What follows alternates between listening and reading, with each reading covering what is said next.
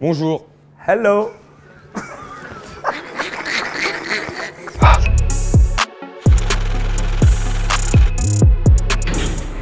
J'aime bien transmettre le rire aux gens. Ouais. C'est l'émotion que j'arrive à faire le mieux passer, je pense. Après, je suis nul dans... Je peux te parler sérieusement, mais... Non, je sais pas, le rap, c'était pas il y en a, ils le font très bien, donc je trouvais que j'étais mieux dans l'humour. Peut-être que je me trompe, hein, tu peux me le dire. Hein. Non, t'as bien choisi, ça marche. Peut-être que je t'ai Non, égaré. non. Bien vu, c'est Tu bien devrais vu. être peintre. C'est Non, possible. t'as Hein. bien choisi. Chez WAM, je me tape souvent des freestyles, des instrus, j'improvise.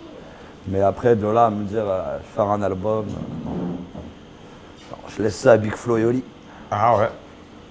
Une grosse dédicace à Big Flo et Oli, il y a une collaboration qui arrive entre nous dans pas longtemps. Tu vois, il y a même des. Tu vois, dans ton truc, on te met même des inédits, de l'exclusivité. Personne ne le sait, c'est vrai en plus. Non, je sais pas, j'arrive pas, je te dis, faire des sons pour rigoler. En vrai, j'ai pas envie de me prendre la tête avec ça. Ça veut dire, je pourrais t'enregistrer des impros, un freestyle, si tu veux, le mettre sur Snapchat ou Instagram. Mais de là à me prendre la tête des nuits pour un album ou vraiment. De toute façon, c'est maladif, tu vois. Le rap, c'est. Tu fais du rap, c'est une maladie. Je pense que c'est comme Alban avec l'humour, tu vois. Tu peux pas t'empêcher, des fois, la blagounette, le truc, comment structurer son sketch, moi, comment structurer mon 16, 12, 8 ou 24 mesures, tu vois. C'est. Au-delà de la passion, je pense que pour faire ça des années et des années, il faut que ce soit maladif quand même. On se torture beaucoup. Hein. Comme il dit, des nuits en studio, sacrifier des mois et des mois, surtout avec des marmots, une femme à la maison, c'est pas forcément. C'est pas dur à expliquer à ta famille, mais à leur faire vivre, c'est une autre histoire. Tu vois. Bien résumé ça. T'as vu ça? Quand elle a dit, c'est Christine Angot qui a dit ça, que c'était un. Elle a dit les artistes, en gros, on est tous des ratés, c'est un plan B. C'est parce qu'on a échoué dans quelque chose. Oui, bah Mais après. c'est pour ça, moi je suis d'accord. D'un côté, hein, c'est la vérité. Hein. Tout le monde lui est tombé dessus. Mais de toute façon. Mais pour mon cas, c'est la vérité. Pour moi, c'est la vérité aussi, parce que je pense que pour être un vrai artiste, il faut avoir échoué. Ouais, Il faut avoir eu une forte cassure, une forte blessure avec quelque chose auquel on était attaché. Regarde Gainsbourg qui était peintre. Regarde plein de mecs qui faisaient d'autres trucs, tu vois, et qu'ils ont vu leurs rêves se briser en gros. Mais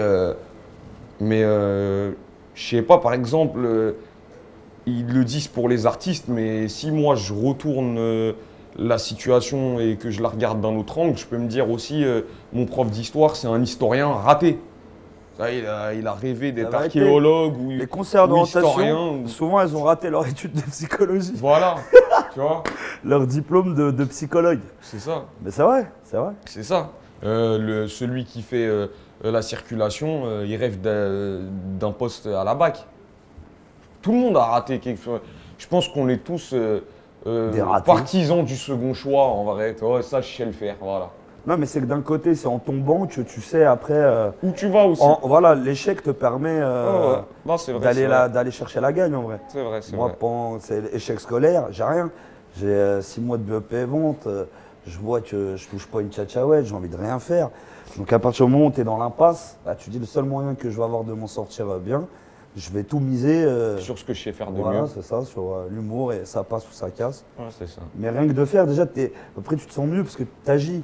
Tu vois, donc même si ça marche pas, t'as pas de reconnaissance ni rien, tu traces, tu te dis ça merde. Après, le truc de dire qu'on est des ratés parce qu'on est passé à côté d'un truc, moi, je sais pas, je me rappelle d'une époque où j'avais 15 ans, 16 ans, j'enregistrais dans le tiroir à chaussettes dans ma chambre et il y avait l'instru qui tournait dans mon casque, donc à 4 h du matin, tout le monde dort et moi, je suis là en train de faire les bacs.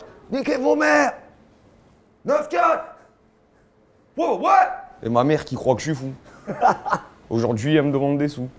Tu vois, c'est. Voilà. C'est elle maintenant qui J'ai fait pas forcément. 9-4. Voilà, Ouais. Aujourd'hui, elle voit mon clip, elle connaît les paroles, elle peut te dire 9-4, normal. J'aurais voulu être footballeur, mais en vrai de vrai, très tôt, je sais pas, hein, c'est un état d'esprit. On te fait bien comprendre quand tu es dans le quartier et tout qu'à l'école, en vrai, j'ai pas du tout rêvé d'être avocat. tous les gros postes, dès le départ, dès la primaire, on dit ça va pas être pour toi en vrai. Bah, on te montre pas ça déjà. Mais oui, on te le montre pas, on te montre. Je pense aussi à. Toi, tu viens du 7-8, c'est ça? Ouais. Tu vois, donc c'est loin. Moi, bon, je suis plus proche de Paris, 94, 92, tu vois, j'ai grandi dans ces zones-là. J'ai même habité longtemps à Barbès, donc je connais un peu. Je suis plus près. Mais cette volonté déjà d'aller à Paname, de dire ouais, je reste pas ici et c'est ici que ça se passe. On a beaucoup d'artistes chez nous qui n'ont pas cette volonté de monter sur Paris. Tu vois ce que je veux dire? Qui n'ont pas cette volonté de se confronter à un autre langage, à un autre style vestimentaire, à d'autres habitudes, d'autres mœurs. Et c'est triste. C'est triste et c'est pour ça que moi j'incite tous les refraits, pas que les petits frères, même les grands. C'est jamais trop tard pour dire j'ai le droit de faire ça, je vais faire ça. Tu vois, moi j'ai tourné avec Ali Ousso. Un rôle principal. Lui, il avait déjà réalisé un film avec un rappeur, Fianso. Le film s'appelle Terre-Mer. Très bon film d'ailleurs, et il a réalisé un moyen métrage avec moi. Et si j'avais respecté les codes de mon quartier, ouais, nous on fait pas ça, ouais, je te dis, c'était sérieux, déjà, j'aurais pas pris le chèque du film. Et en plus, j'aurais pas découvert d'autres choses, tu vois. Et je pense que c'est important pour nous de découvrir des trucs et je pousse tout le monde à le faire. Même ceux qui sont privilégiés, hein, qui ont le dernier iMac et tout, sortez le dimanche, ça fait de mal à personne. Je trouve que c'est en étant le plus personnel possible que tu as plus de chances de toucher du monde. Ouais. Quand tu veux écrire un truc et tu veux dire je veux parler à un tel et un tel, je pense que tu as plus de chances de te foirer que ta propre expérience perso. Comme puis, ce que je disais, j'ai écouté le dernier album, là, tu vois, Vagabond, où je me rappelle. Il parle de son histoire à lui, hein, son bore-up, ses problèmes et tout. Mais en faisant ça, bah forcément que toi, ça va te faire appel à des trucs aussi. Et je pense que s'il avait voulu faire une chanson en trichant, tu vois, de parler ce problème-là, mais qu'il ne l'ait pas vécu, eh ben, ça foire. On fait beaucoup rire les gens avec l'autodérision. Oui, mais il a raison. D'ailleurs, même les gens, tu vas les faire rire quand ils vont voir que tu es capable de rire déjà de toi-même. Donc, d'ailleurs, c'est ça le truc. Moi, des fois, je trouve qu'il y a des humoristes, ils n'ont pas d'humour. Et ça, j'ai du mal à comprendre. C'est parce que tu peux pas vanner les gens sans accepter le fait de te faire vanner et de te vanner toi-même, tu vois. Donc, moi, d'ailleurs, c'est comme ça que je fonctionne. Ouais.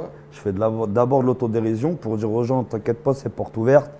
Vous pouvez m'en mettre. Moi, par exemple, il y a des morceaux, je vais te dire, avec les mots, je suis un acrobate, avec ma bière, je suis un alcoolique. C'est dit. Demain, dans mes commentaires trucs, il n'y a pas de le schlag, le truc. Non. J'aime bien la bière. Ouah, c'est trop bien la bière. C'est tout. On va pas plus loin que ça. Tu vois ce que je veux dire? Et en plus, Henken, c'est pas la plus glorieuse des robiers. Ça, c'est celle que j'aime parce que c'est avec ça que j'ai commencé, mais je veux dire la vérité. Quand il dit ça, je me sens con avec mon Perrier. Dans un repas de famille, ça fait pas chic. Je suis au Perrier parce que hier soir, j'ai pris cher. T'es cramé quand tu passes la pommade aux gens. En gros, je vais t'expliquer. Le vrai terme, en vrai, c'est que quand tu fais ça, tu deviens démagogue. Et les gens, ils en voient toute la journée à la télé, du présentateur du journal jusqu'au président. J'allais dire, la démagogie, mon pote, entre ces deux gens-là, t'as 1000 étages. Ils en bouffent toute la journée. Quand ils veulent écouter dans la voiture un son, si c'est ça que tu leur resserres encore, c'est comme si, je sais pas, j'ai envie de dire, c'est comme si on vient de manger une raclette et le dessert, c'est une tartiflette. Au bout d'un moment, en gros. On peut en faire un t-shirt de celle-là aussi. Tu vois, tu t'en veux pas. T'en veux pas.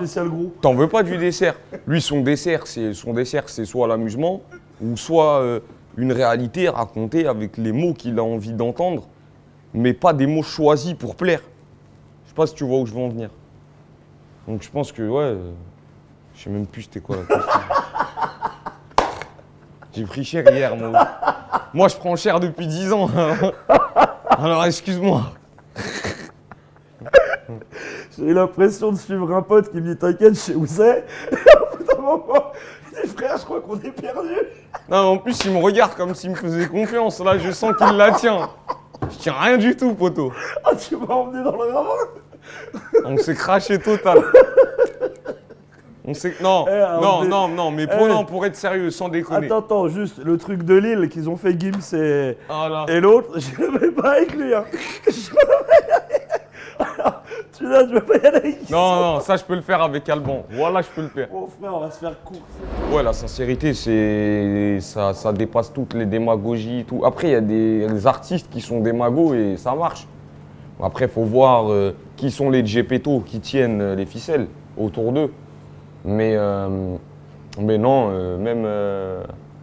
même sans avoir de gros moyens, de grosses expositions, de gros trucs, je pense que quand tu fais ton travail avec sincérité, tu es sûr de ce que tu livres aux gens et que tu te donnes toi plus que tu veux leur donner à eux. Tu vois, tu te donnes toi à eux. C'est une chose de leur donner à eux, mais te donner à eux, je pense qu'après, ça crée un lien indéfectible entre toi et ton public, tu vois. C'est pas mal ça, c'est bon, je suis retombé sur mes pattes. Ah ouais, là, t'es bien. Foiré.